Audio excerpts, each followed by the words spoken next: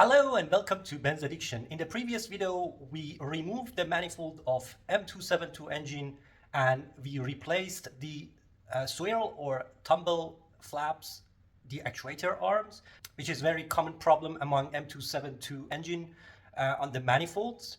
Today, we are going to put it back. I put the link for both videos in the description so you don't search for it.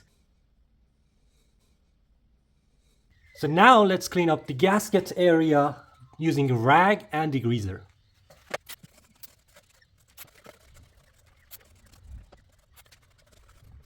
If you use the original metal manifold gasket that Mercedes provided, it's much better because you will be able to fix it on the manifold already, and that reduces the risk of not fitting the gasket properly and slipping the gasket all over the place, so you don't have to do this twice. This is working perfectly, but if you buy the paper gasket, it's gonna be harder to stay there, and you probably need to use some silicone to adhere the gasket temporarily in place. I'm using a very small amount of silicone, high temperature silicone adhesive to hold the manifold gasket in place temporarily for the manifold be installed back. I'm doing this to stop the manifold gasket to move while installing. And I'm only doing a very thin layer on these flat surfaces, not around the manifold ports itself.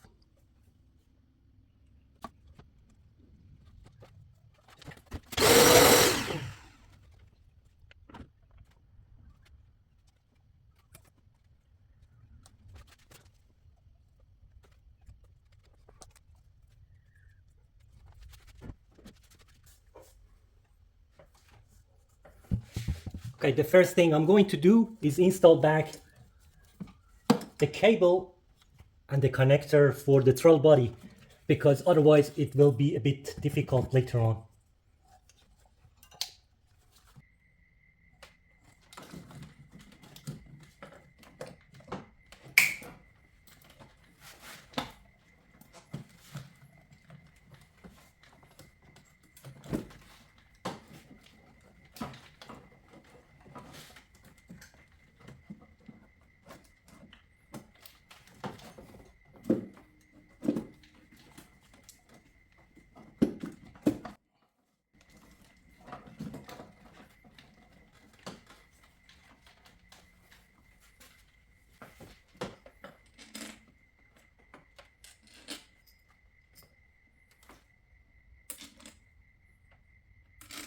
I'm using number 1 over here just to tighten them a little bit, not torquing them down so far.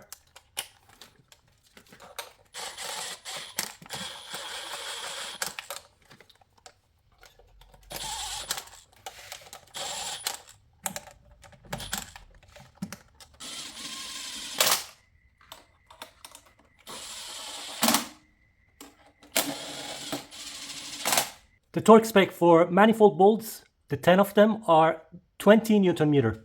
And we always start from the middle. I go ahead and tighten them up in 2 stages.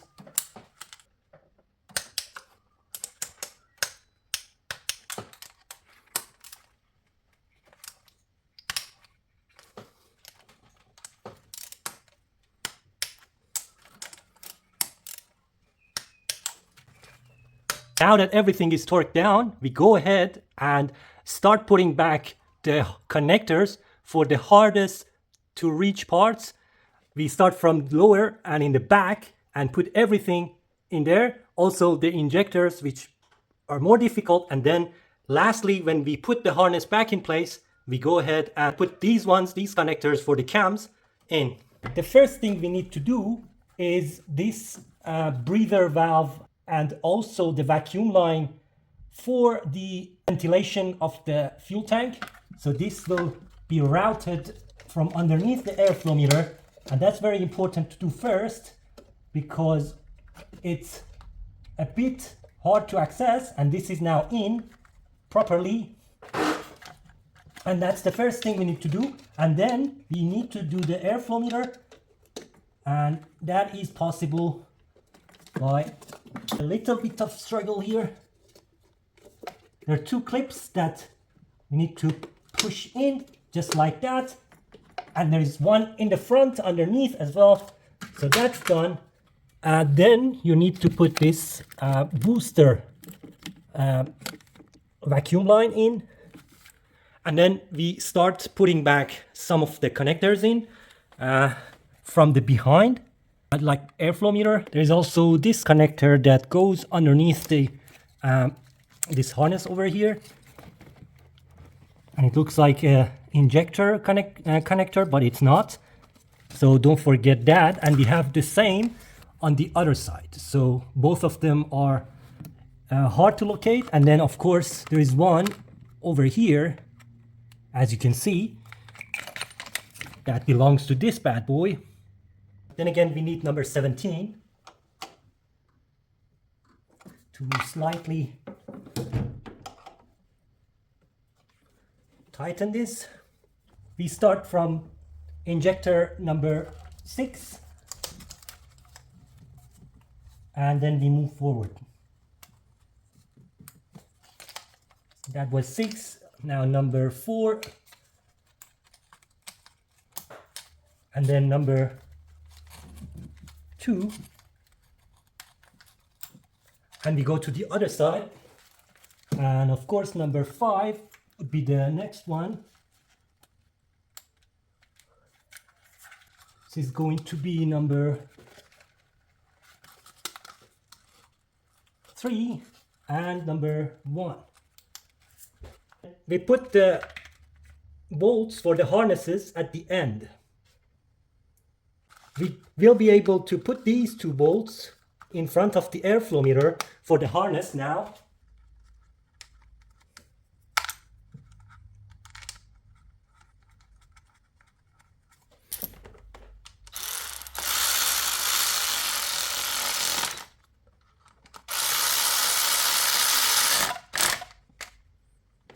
At this point, we can put this clamp, ECU clamp, on for 4 of them. T30 type.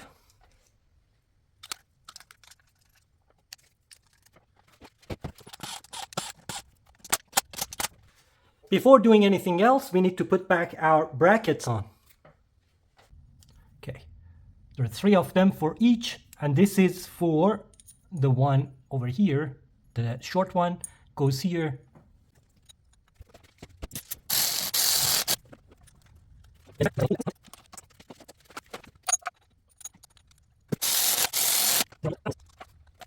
Okay, now let's complete the harnesses a bit more towards the front and then put back all of the bolts related to the harnesses. So underneath we got this one, the 3-pin. Also we got another 3-pin here. Next we go ahead and connect vacuum lines at the front for the flaps and what goes into manifold.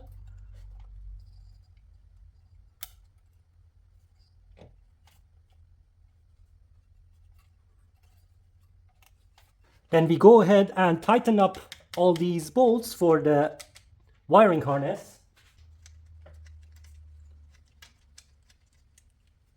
There's also one here.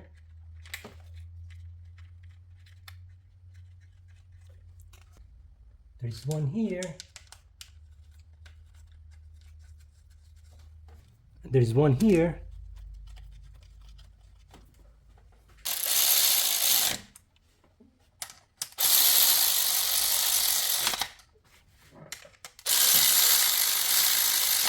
Four of them.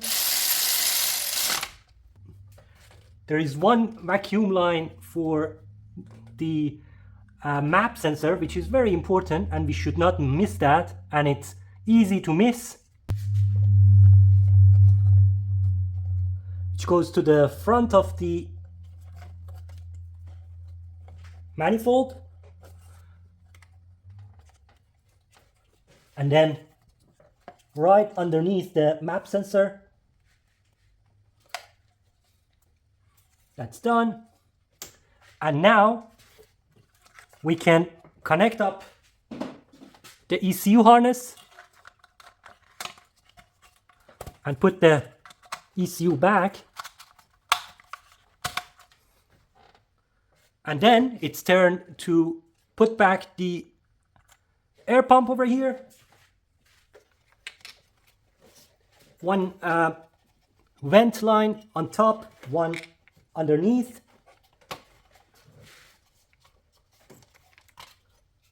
And routing this one from behind the solenoid.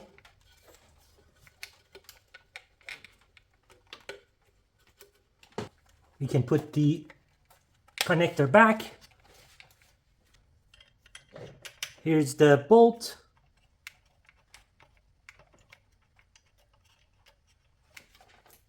That we don't really need to torque it.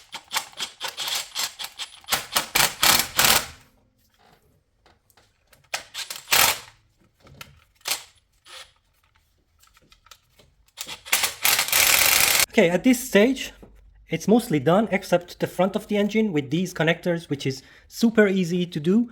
We can have a look at what we have done and making sure not to miss anything. It's easy, as I said, to miss the vacuum for the map, and that messes up the idle. And I heard some people miss that, and that becomes a problem if you forget that.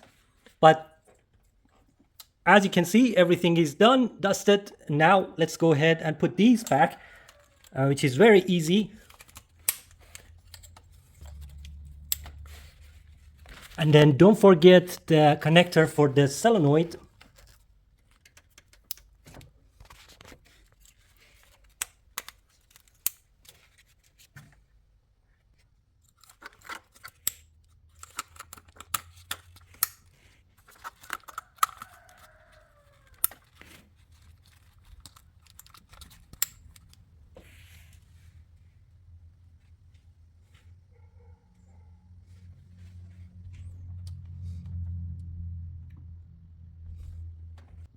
Very important, make sure you have checked your fuel line, and make sure even after starting the engine, you check again for any leak. That's very important. Okay, after you double check everything again and making sure you have not left anything, you're ready to start up the engine. But before that, it would be great to clear the codes, the previous codes that we had, P2004. Before starting the engine, it's great to check for any codes that might help us in finding if we have missed any connectors or any wirings or any vacuum lines. But I can see no problem over here, so I'll go ahead and start the engine.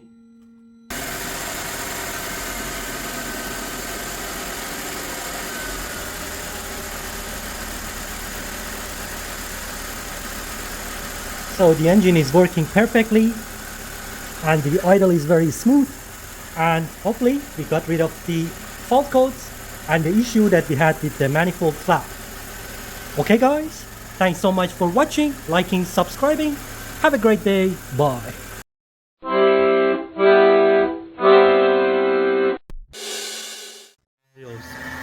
So